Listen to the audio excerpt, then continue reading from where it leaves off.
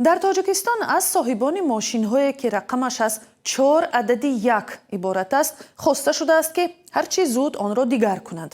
дар ин бора рӯзи 17 феврал чанд ронанда аз гӯшаҳои гуногуни тоҷикистон ба радиои озодӣ шикоят карданд. ба иддаои ронандагон амалиёти нозирониро пас аз садамаи мерседес бенз бо рақами 1111 QQ03 барпо шуд ки дар он се тан ҳалок ва муҳаммад шарифзодаи 17-сола писари муҳаммад зариф шарифзода муовини раиси кумитаи сармоягузории тоҷикистон маҷрӯҳ шудааст. шарифзода хешованди як домоди президенти тоҷикистон аст.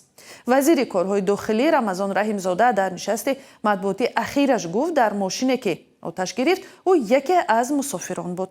мақомот ба таври расмӣ амалиёти барчидани рақамҳои 1111-ро тасдиқ ё рад намекунанд.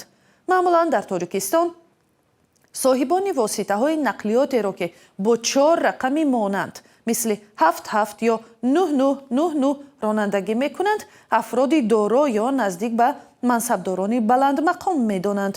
бозрасии давлатии автомобили соли 2015 эълон карда буд ки рақамҳои ҷолибро дар музояда ё ауксион ба фурӯш гузоштааст.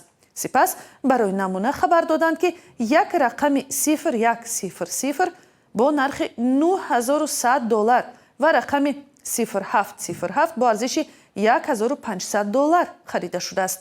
соли 2012 низ мақомот эълон карда буданд ки рақамҳои 7777 ва 8888ро мечинанд. он замон мунтақидон гуфтанд ки ин рақамро танҳо аз онҳое гирифтанд ки наздикони президенти тоҷикистон ба шумор намераванд.